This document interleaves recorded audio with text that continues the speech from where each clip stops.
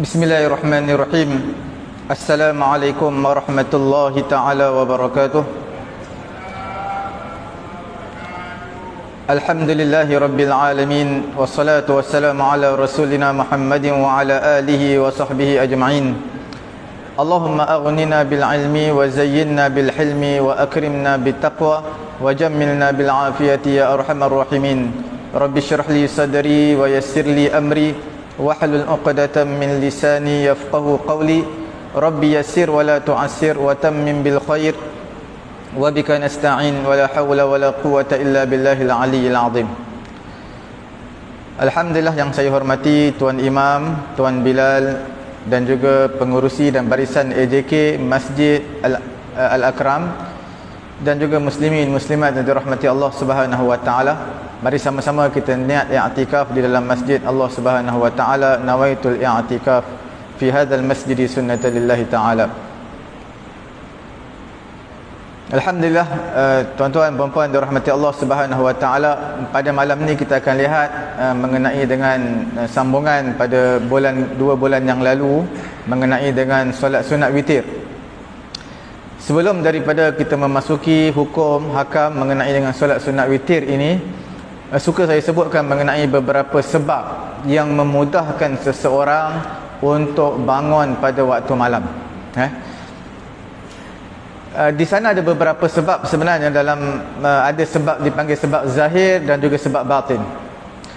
Sebab zahir ni ulama listkan ada 4 perkara yang perlu dijaga. Yang perkara yang pertama, tidak banyak makan dan juga minum. Kerana seseorang yang banyak makan, banyak minum, maka tidurnya akan banyak. Dan dia juga akan rasa berat untuk bangun pada waktu malam. Dan pada waktu malam ni yang sebaiknya tidak makan, yang sebaiknya. Kalau mungkin lapar pun makanlah biskut ke apa yang patutlah, yang ringan. Kalau nak makan nasi pun mungkinlah makan dalam jumlah yang sedikit. Ini semua untuk memudahkan seseorang bangun pada waktu malam. Sama juga pada bulan Ramadan, kalau kita lihat, bila seseorang tu makan sampai kenyang lepas solat tarawih, maka sahurnya nak bangun susah. Kurangkan makan, kurangkan minum, itu salah satu daripada jalan ataupun cara untuk memudahkan seseorang berjaga pada waktu malam, iaitu bermunajat pada waktu malam. Tuan-tuan dan puan dirahmati Allah Subhanahu wa taala, selalunya bila meningkat umur 50 tahun ke atas ini, Allah Ta'ala dah tarik nikmat tidur waktu malam ni. Dia tak boleh tidur lama. Waktu muda ni 20 tahun, 30 tahun umur, boleh tidur sampai 7 jam, 8 jam tidur terus. Tapi dia dah meningkat umur 50 ni, nak dapat tidur terus 5 jam pun susah. Kadang-kadang 2 jam jaga, 3 jam jaga. Kalau ada yang jenis sakit, sejam sekali pergi toilet, kencing sejam sekali. Kita minta kesihatan daripada Allah Subhanahu wa taala, minta kekuatan kepada Allah. Allah Taala memberi sihat kepada kita sehinggalah ke akhir hayat nanti insya-Allah. Kemudian perkara yang kedua, tidak membebankan diri dengan pekerjaan-pekerjaan yang berat pada siang hari, yang menyebabkan anggota badan kita akan menjadi letih, penat.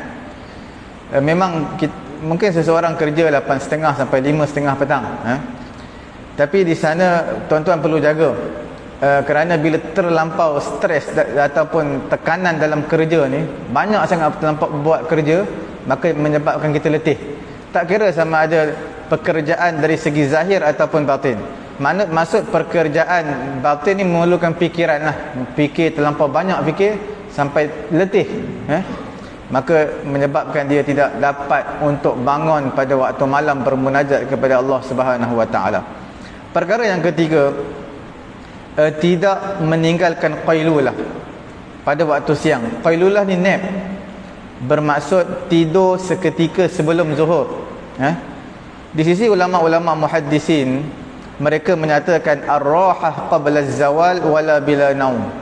Rehat seketika sebelum daripada gelincir matahari, iaitu sebelum zuhur, walaupun tidak tidur. Mana lunjurkan badan seketika, ataupun pada ketika itu kita tak fikir apa dah, kita nak berehat.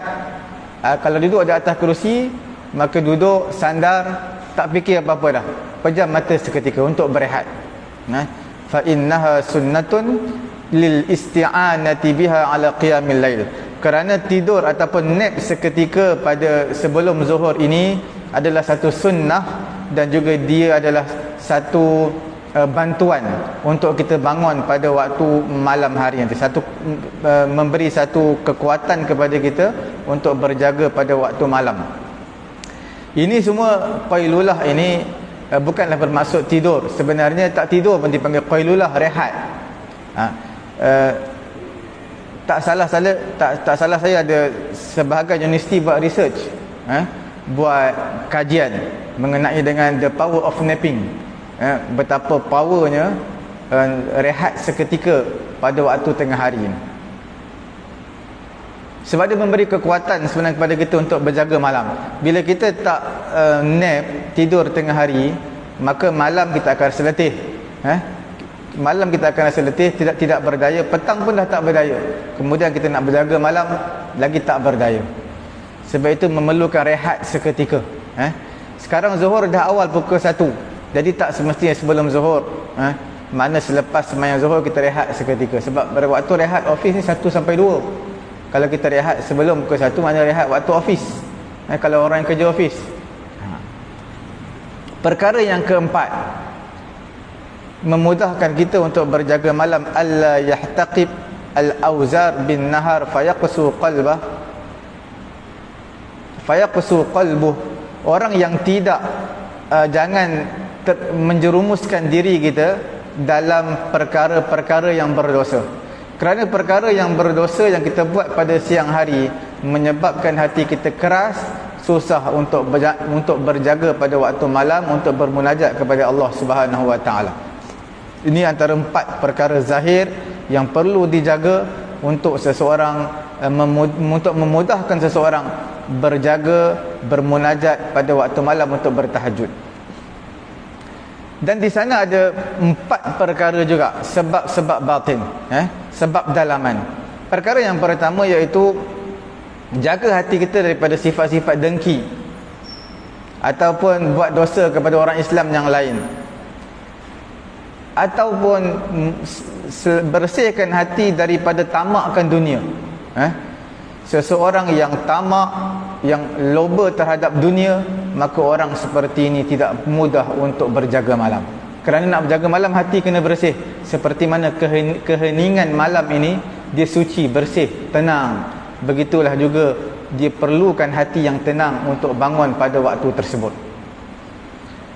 Perkara yang kedua iaitu pendekkan cita-cita. Maksudnya angan-angan jangan terlampau panjang. Bila mana angan-angan terlampau panjang, mana macam-macam dia nak ni, kehidupan tu nak beli rumah 2 sampai 3, 4 biji rumah, kemudian kereta lagi, dia fikir macam-macam, menyebabkan akan tenggelam fikiran terhadap akhirat. Mana dia akan lupa. Yang mana dia sangka umur dah 60, tapi dia sangka dia boleh hidup sampai 60, 70 tahun lagi. Padahal tak tahu, mungkin 3-4 tahun jadi hidup, tapi fikiran dia melampau sampai ke tahap batasan umur dia. Sebab itu Nabi bagi tahu, Nabi tunjukkan gambar, Nabi buat satu lukisan dalam buat kotak. Kemudian Nabi buat garisan, anak panah melepasi kotak tersebut. Maka Nabi kata inilah sebenarnya dalam kotak ini adalah umur manusia.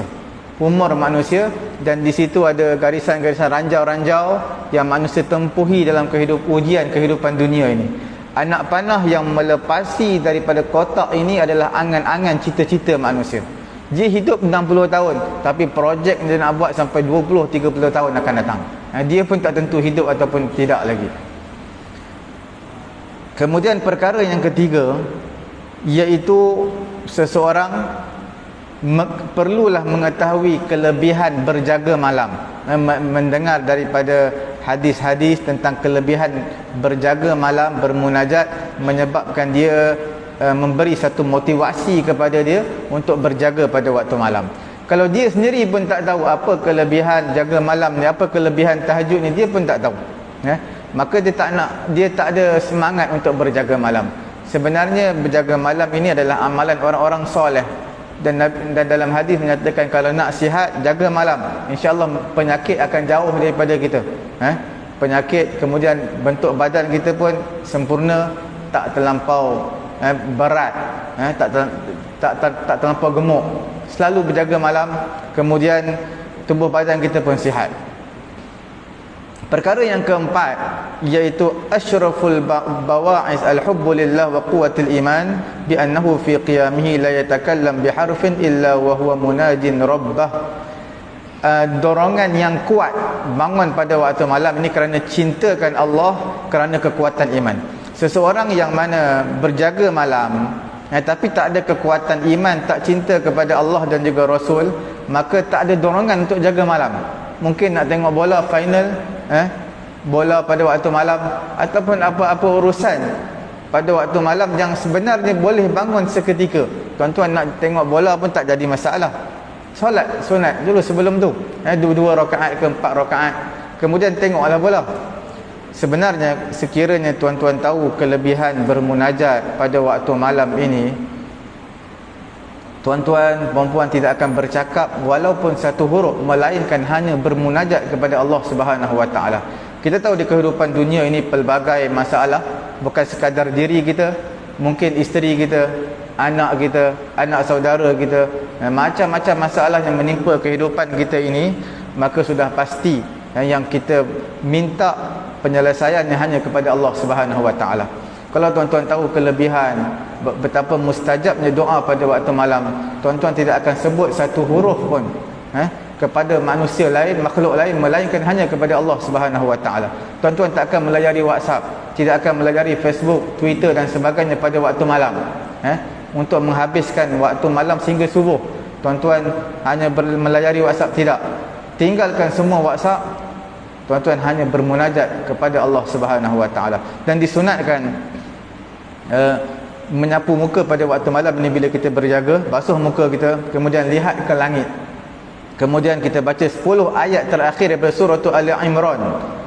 Surah Ali Imran 10 ayat terakhir sebelum habis surah Ali Imran ini, seperti mana diriwayatkan dalam hadis Al-Bukhari dan juga Muslim, Nabi SAW berjaga pada waktu malam, kemudian Nabi sapu muka dia dengan tangan Nabi, kemudian Nabi keluar daripada rumah, maka Nabi lihat ke langit dan Nabi mendongak ke langit, kemudian Nabi membaca 10 ayat terakhir daripada surah Al-Imran, bermula daripada ayat inna fi khalqis samawati wal ard wa ikhtilafil laili wan nahari la ayatin liulil albab, ayat ke 190 sehinggalah ayat ke 200.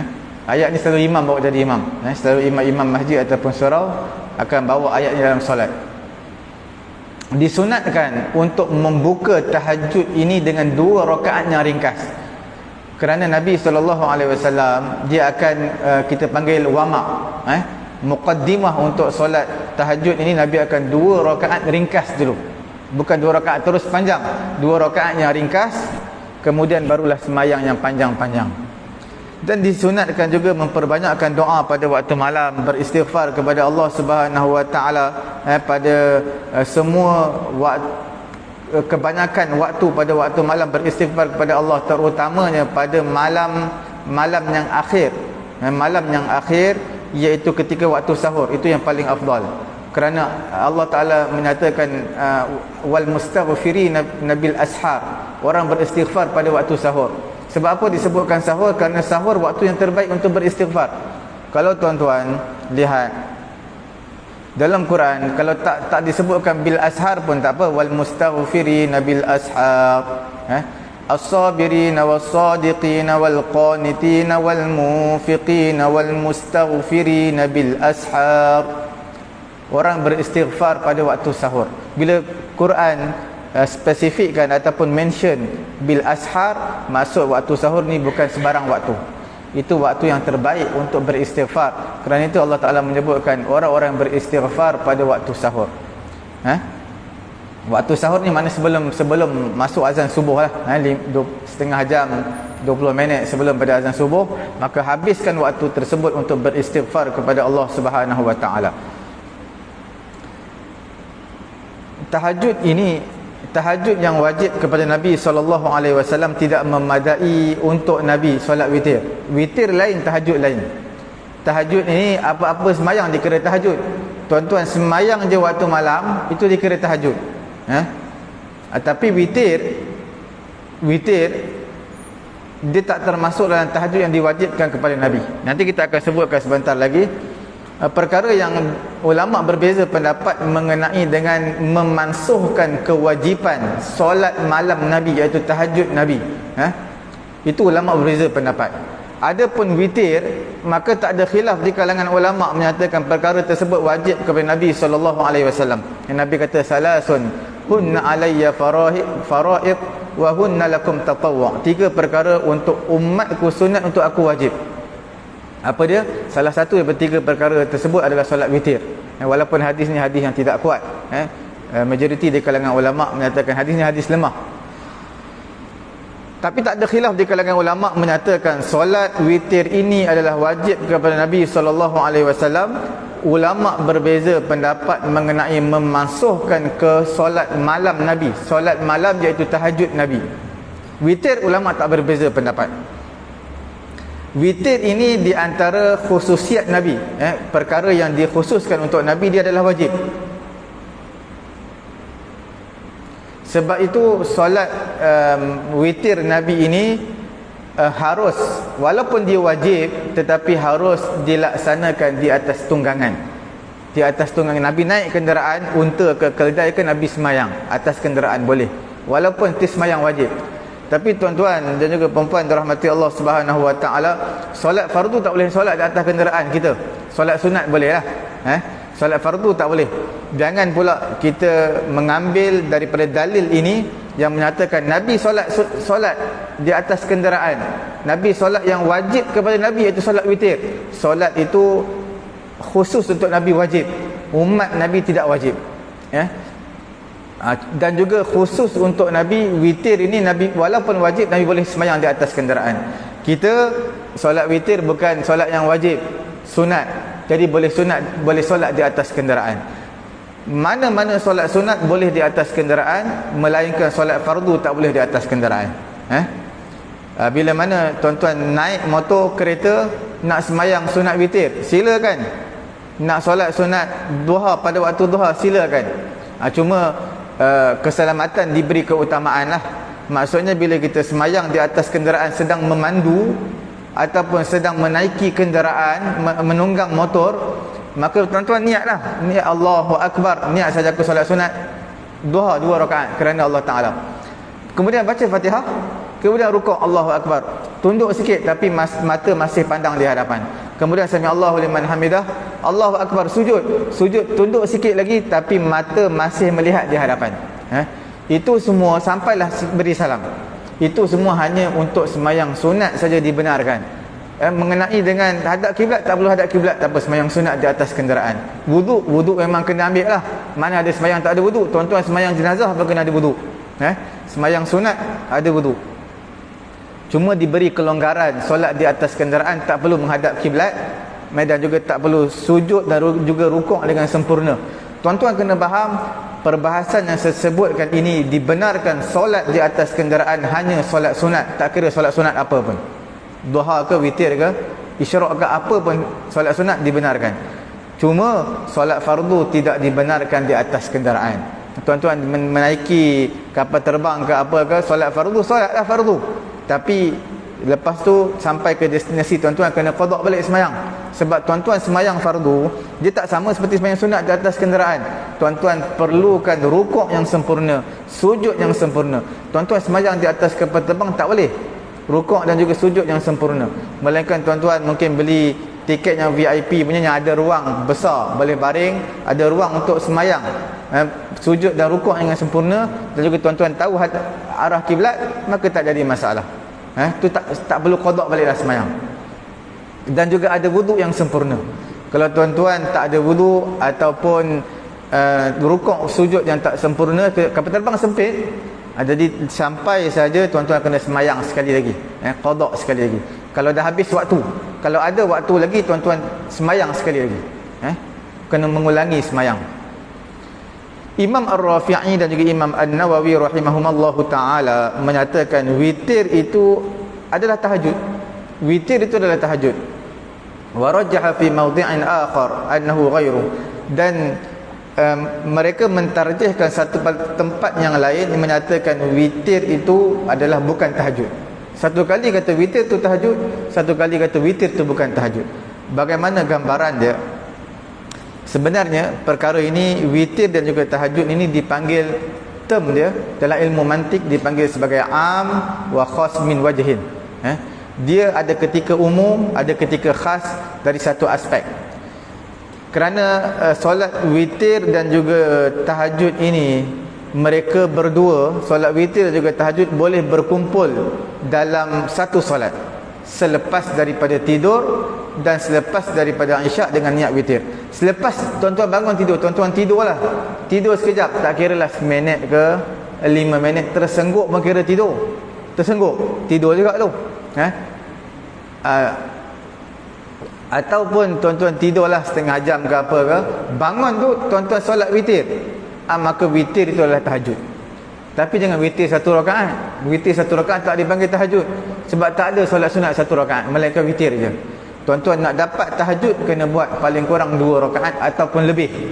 Sama ada 3 rakaat, 5 rakaat, 7 rakaat, lebih daripada 1 rakaat. Kalau 1 rakaat tak ada tahajud. Jadi tuan-tuan niat je witir, automatik dapat apa? Dapat tahajud. Sebab setiap solat selepas daripada tidur, itulah dipanggil sebagai tahajud. Tuan-tuan yang tidur dalam kuliah malam ni punya tersengguk-sengguk ni, itu pun dikira tidur malam juga. Tuan-tuan boleh tahajud lepas ni. Pukul 10-11 malam boleh tahajud. Sebab apa? Dia kira tidur pada waktu malam. Tapi tidur bukan lepas maghrib, sebenarnya lepas isyak. Lepas isyak walaupun tersengguk seketika. Selepas daripada isyak, tuan-tuan kena niat witir. Kalau tuan-tuan sembahyang lepas isyak, tuan-tuan sembahyang sunat, itu tak dikira tahajud. Sebab tuan-tuan tak tidur lagi, tak dikira tahajud. Kena tidur dulu baru tahajud. Kalau nak sembahyang lepas isyak, itu dianggap sebagai solat sunat witir dengan niat witir. Kalau tak niat witir, dia tak jadi witir juga. Oleh yang demikian, solat witir sekiranya dibuat selepas daripada tidur, maka automatik dinamakan sebagai tahajud, dapat tahajud. Wa yanfaridul witru bi salatihi bi niyatil witir qabla an-naum. Kalau tuan-tuan sebelum daripada tidur tuan-tuan sembahyang sunat, maka nak dapat pahala witir kena niat witir. Kalau sebelum daripada tidur tuan-tuan niat sembahyang tahajud, tak dikira tahajud, sebab tahajud kena lepas daripada tidur. Solat tahajud ni tuan-tuan nak niat tahajud pun tak apa, saja aku solat sunat tahajud 2 rakaat boleh. Ataupun tuan-tuan tak niat apa pun tak apalah, saja aku solat sunat, kerana Allah Ta'ala dapat tahajud. Dapat juga tahajud. Sebab siapa apa solat selepas daripada tidur, itu dipanggil tahajud. Dan solat tahajud ini akan menyendiri dengan satu solat selepas daripada tidur tanpa niat witir, selepas tidur tanpa niat witir. Bila mana tuan-tuan tidur, bangun tidur, tuan-tuan sembahyang sunat, tak niat witir. Bila tak niat witir, tak dapatlah pahala witir, dapat pahala tahajud. Nampak Bila mana tuan-tuan tidur, tuan-tuan jaga pukul berapa? Tuan-tuan tidur pukul 11, bangun 11.30. Tuan-tuan ambil wuduk, sembahyang solat sunat 2 rakaat, dapat tahajud. Witir tak dapat sebab tuan-tuan tak niat witir. Witir kena niat, solat sunat dia. Tahajud tak payah niat. Solat witir kena niat, saja aku solat sunat witir berapa rakaat? 2 rakaat, kemudian 1 rakaat, ataupun 3 rakaat solat witir, ataupun 1 rakaat solat witir. Witir kena niat. Tahajud tak payah niat, dia automatik dapat. Tapi kalau tuan-tuan nak niat tahajud pun tak apa, tak jadi masalah. Wa taqdimul witir ala tahajud, dan mendahulukan solat witir ke atas tahajud, ulama kata khilaful aula, bertentangan dengan perkara yang aula, perkara yang terbaiknya. Yang terbaiknya adalah tahajud dulu, baru witir. Witir ni penutup malam lah. Kalau tuan-tuan bangun, buat witir dulu, baru buat tahajud. Itu dipanggil khilaful aula, buat satu perkara yang bertentangan dengan perkara yang aula ataupun yang afdal. Dia bawah sikit daripada makruh lah. Tuan-tuan perempuan dirahmati Allah Subhanahu wa taala, kita lihat lagi mengenai dengan masalah tahajud ini. Lau autara thumma arada salatan ukhra famal hukum. Kalau seseorang itu melakukan solat sunat witir, kemudian dia nak solat lain, dia buat solat witir dulu, kemudian dia nak solat pula solat lain, apa hukum dia? Perkara yang pertama sekali, telah dinaskan oleh Imam Ad-Damiri dalam kitab An-Najmul Wahaj dan juga syarah Minhajul Talibin, iaitu dalam Tuhfatul Muhtaj, Nihayatul Muhtaj, Mughnil Muhtaj, kitab-kitab yang popular lah dalam mazhab Syafi'i kita ini. Mereka menyatakan tidak makruh untuk solat tahajud selepas daripada witir. Tuan-tuan solat witir dulu kemudian solat tahajud, tidak makruh. Tetapi bila sebut tetapi, ada penambahan sikit hukum dia. Tidak disunatkan untuk sengaja melakukan perkara demikian. Kalau tuan-tuan buat tak makruh, tapi tak disunatkan melakukan perkara seperti itu dengan sengaja.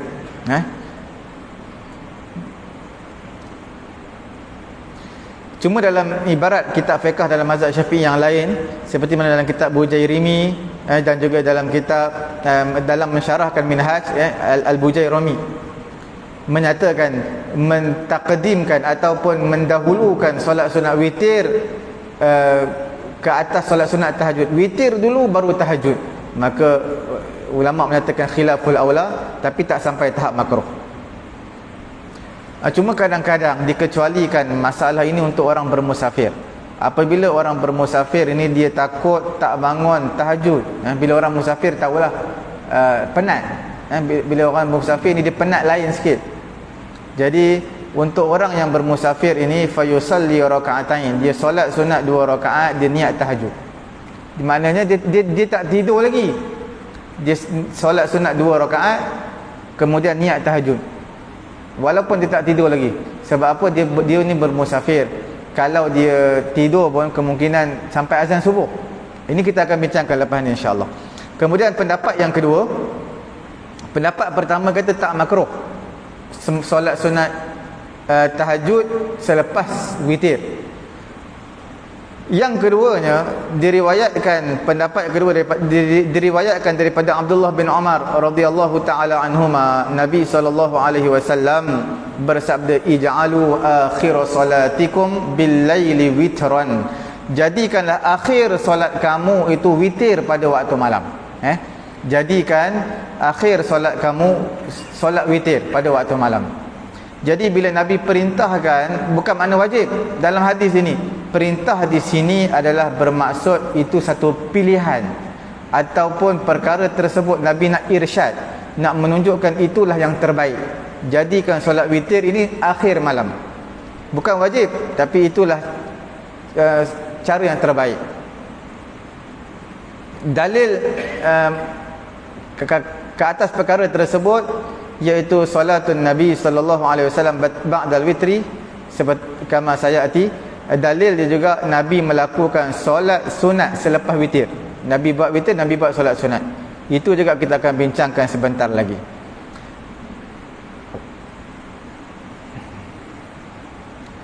Ij'alu akhir salatikum, Nabi kata witran, jadikan akhir solat tahajud kamu tu witir.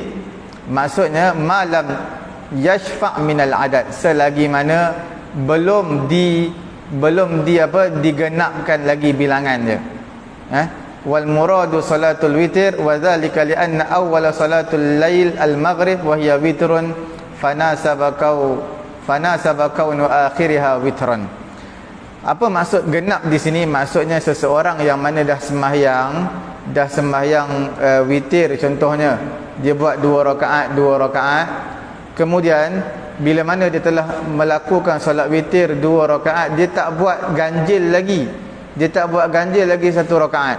Bila dia tak buat ganjil lagi 1 rakaat, maka diberi peluang atau penduruang kepada dia untuk tutup solat witir pada akhir malam nanti. Contohnya tuan-tuan lepas sembahyang isyak ini, tuan-tuan buat witir berapa rakaat? 4 rakaat. Kemudian esok pagi tuan-tuan bangun tahajud, sebelum azan subuh tuan-tuan dah bangun solat sunat tahajud. Bila dah solat sunat tahajud, tuan-tuan tutup sekali lagi witir 1 rakaat. Sebab malam tuan-tuan genap, pagi esok sebelum azan subuh tuan-tuan tutuplah 1 rakaat. Ganjilkan dia. Awal solat malam maghrib witir juga. Tuan-tuan, bila mana awal malam witir, akhir malam pun witir. Apa maksud awal malam witir? Kan maghrib kita witir 3 rakaat, ganjil lah bilangan 3 rakaat. Semua sembahyang selalunya genap. Subuh 2, Zuhur 4, Asar 4, Isyak 4. Bila mana datangnya witir pada awal malam, maka itu dipanggil sebagai awal malam. Solat awal, ganjil awal malam, witir. Kemudian akhir malam, witir juga. Sebelum azan subuh, tuan-tuan semayanglah, penutup semayang, witir juga. Pendapat yang ketiganya, law autara summa arada salatan fil hal fal aula yuakhiruhu qalilan. Kalau dia dah solat witir, kemudian dia nak sembahyang lagi pada ketika itu juga, maka yang aulanya dia lewatkan sikit. Mana tunggulah beberapa minit kemudian baru sembahyang sunat. Itu yang telah dinaskan oleh Imam Al-Buaiti. Kemudian tuan-tuan dan puan dirahmati Allah Subhanahu wa taala, apa hikmah dia? Hikmah dia adalah al-muhafazah bihasbi zahir ala ja'lil witri akhir salatil laili suratan, iaitu nak menjaga dari segi zahirnya, menjadikan witir ini adalah akhir solat malam. Dari segi gambarannya akhir solat malam, kita jadikan witir ni akhir solat malam.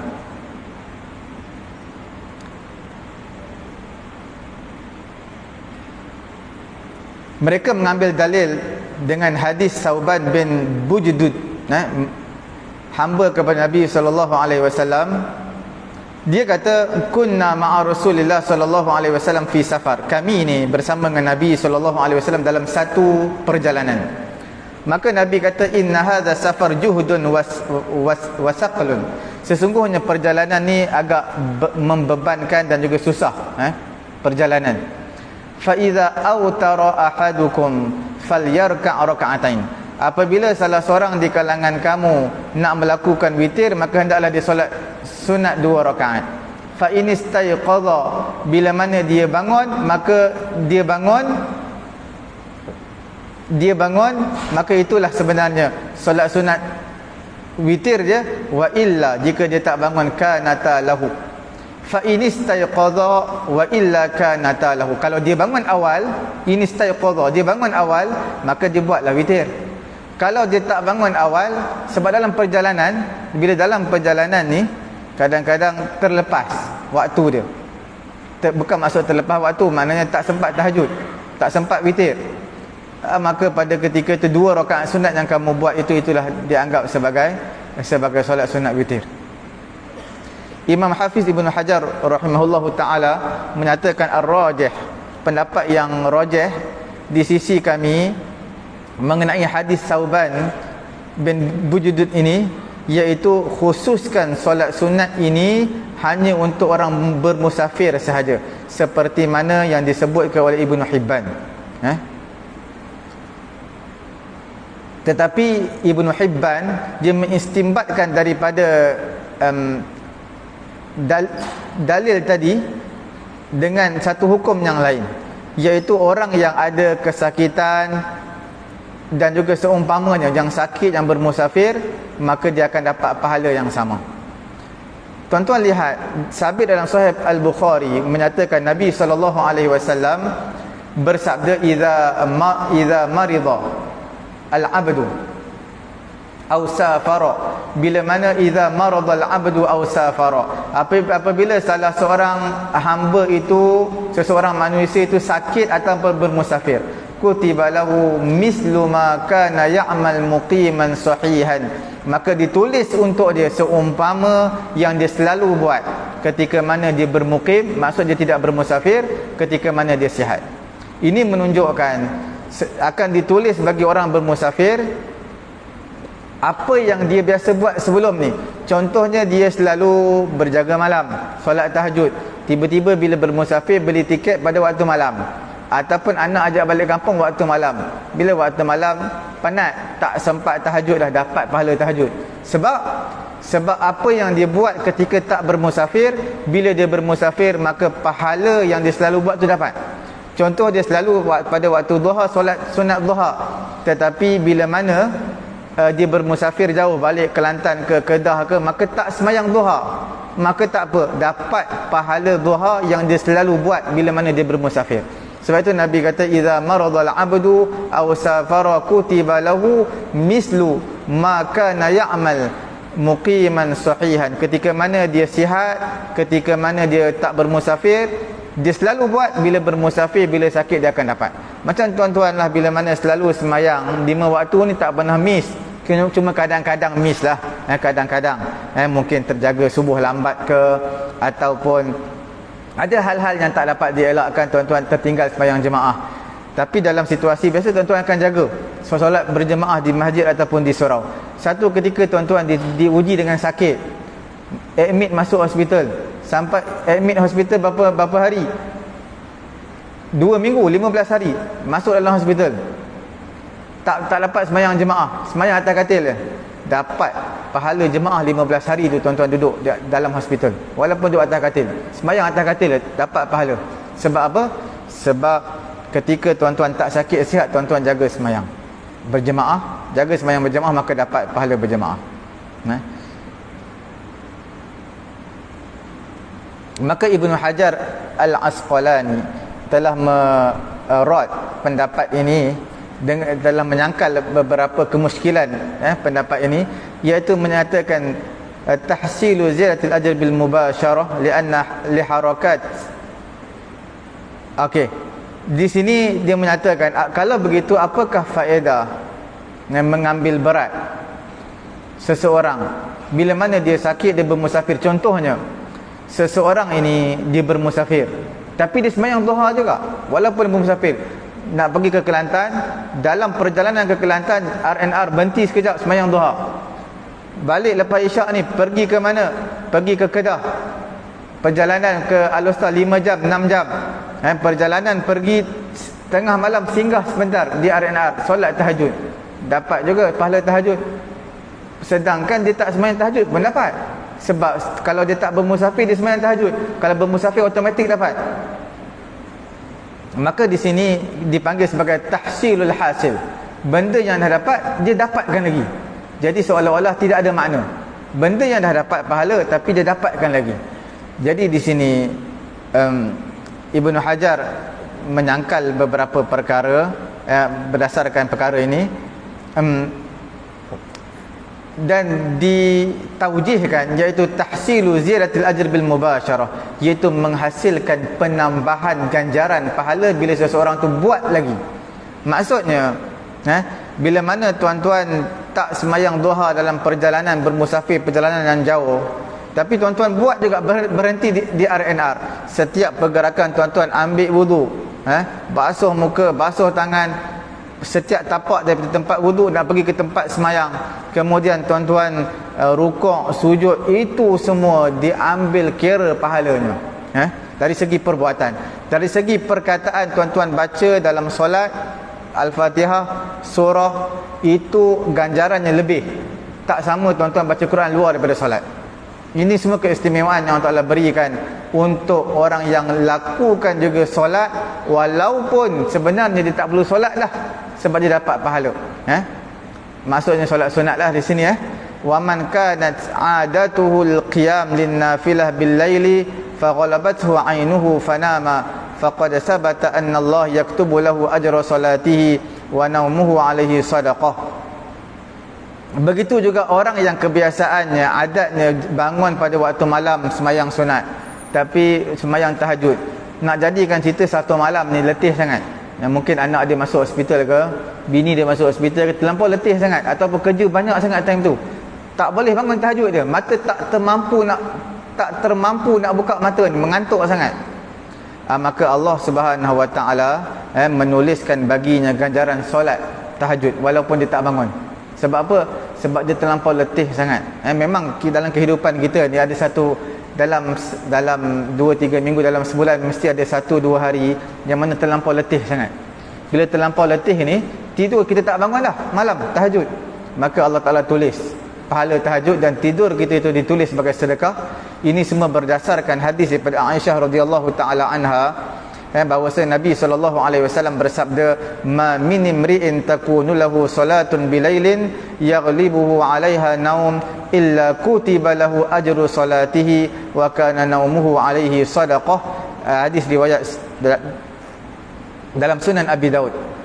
Nabi SAW bersabda daripada hadis Aisyah radhiyallahu taala anha, iaitu ma min imri'in takunu lahu salatun bilailin, tidaklah seseorang itu bangun bermunajat solat pada waktu malam, yaghlibuhu 'alaiha naum, tak mampu nak buka mata dah, maknanya mata dia menghalang untuk dia bangun pada waktu malam sebab mengantuk sangat, letih sangat.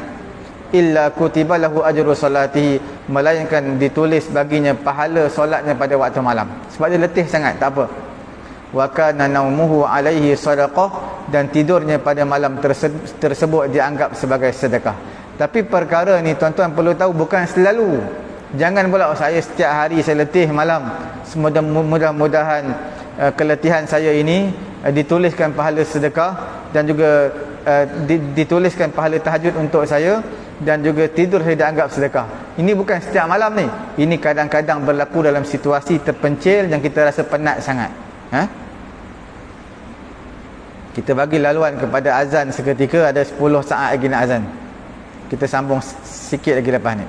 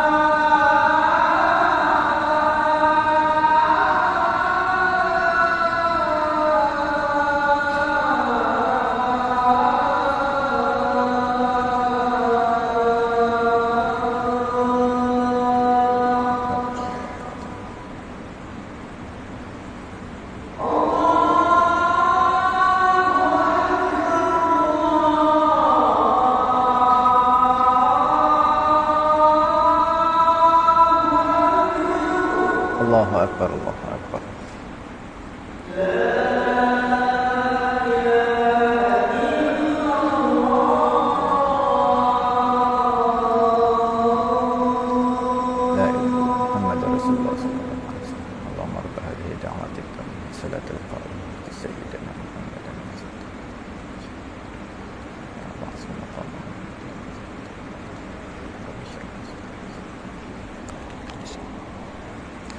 Selepas daripada azan disunatkan 3 perkara tau. Perkara yang pertama adalah selawat kepada Nabi. Bila la ilaha illallah, maka disunat sawat la ilaha illallah Muhammadur Rasulullah sallallahu alaihi wasallam. Ataupun selawat Allahumma salli ala Muhammad wa ala ali Muhammad sampai habis, sampai fil alamin innaka Hamidum Majid. Itu panjang sangat kalau tuan-tuan rajin lah. Kemudian yang keduanya adalah membaca doa Allahumma rabb hadhihi da'wati tammah sehingga ke akhir. Dan yang ketiganya doa apa-apa hajat kita di keperluan dunia dan juga akhirat, itu di antara waktu yang mustajab untuk berdoa. Okey, Hafiz Ibnu Abdul Bar menyatakan berdasarkan daripada hadis Aisyah yang menyatakan Nabi bersabda, iaitu seseorang yang mana terlampau mengantuk, dia menghalang untuk bangun tahajud, maka dia dapat pahala sembahyang tahajud dan juga tidur dia anggap sedekah. Al-Hafiz Ibn Abdul Bar menyatakan ini menunjukkan seseorang itu dibalas sesuatu itu mengikut niat kebaikannya. Apa yang dia niat baik, maka akan dibalas kebaikan walaupun dia tak beramal, walaupun dia tak buat. Niat nak sembahyang tahajud tapi tak bangun pun tahajud, dah azan subuh baru bangun. Maka dia dapat pahala tahajud sebab dia niat dia untuk melaksanakan tahajud. Seperti mana dia melakukan solat tahajud, tetapi sekiranya dia melaksanakan solat tahajud, maka lebih ekstra lagi pahala dia, lagi dapat lagi banyak pahala dia akan dapat. Ada yang menyatakan dapat pahala niat baik je lah, dan juga niat diberi ke atas niat tersebut seperti mana diberikan ke atas seseorang yang beramal dengan niat tadi. Apabila dihalangi dengan sesuatu perkara. Contoh, dia nak bangun tahajud dah, tetapi mungkin anak kecil dia menangis ke apa ke, tak boleh nak bangun, tak sempat nak bangun tahajud, sebab anak kecil dia menangis, tak sempat. Ada sebab tu setengah jam lagi nak pujuk-pujuk anak, tak sempat tahajud, maka dianggap mendapat, dia seolah-olah telah melakukan solat tahajud sebab dah ada niat. Kalau anak dia tak menangis, mungkin dia sempat solat tahajud. Begitu juga seseorang terlampau mengantuk ataupun terlupa, terlampau letih sangat, maka sama juga dia akan mendapat pahala tahajud. Ini semua untuk pengetahuan tuan-tuan dan juga puan-puan dirahmati Allah Subhanahu wa taala. Niat je baik dibalas, diberikan pahala kebaikan seolah-olah kita buat walaupun kita tak buat lagi. Ini semua adalah satu fadlan minallah wa rahmah, satu kurniaan rahmat daripada Allah terhadap diri kita. Yang penting niat kita adalah baik, sentiasa inginkan kebaikan. InsyaAllah pada masa yang akan datang kita akan lihat di antara solat tahajud, antara solat sunat qabliyah subuh, manakah solat yang lebih afdal di antara dua solat ini. Saya kira cukup sekadar itu dulu pada malam ini. Semoga Allah Ta'ala memberi kefahaman kepada saya dan juga tuan-tuan. Kita tutup majlis dengan tasbih kafarah dan juga suratul Asr. Subhanallahumma wa bihamdihi, subhanakallahumma wa bihamdika, asyhadu an la ilaha illa anta astaghfiruka wa atubu ilaik. Wal 'asr innal insana lafi khusr illa alladhina amanu wa 'amilus solihati wa tawassaw bil haqq wa tawassaw bis sabr. Bismillahirrahmanirrahim. Alhamdulillahi rabbil alamin, wassalatu wassalamu ala rasulina Muhammadin wa ala alihi wa sahbihi ajma'in. Allahumma anfa'na bima 'allamtana wa 'allimna ma yanfa'una wa zidna 'ilma. Alhamdulillahi ala kulli hal wa na'udzu billahi min hali ahli an-nar. Wa sallallahu ala sayyidina Muhammadin wa ala alihi wa sahbihi ajma'in. Alhamdulillahi rabbil alamin. Taqabbalallahu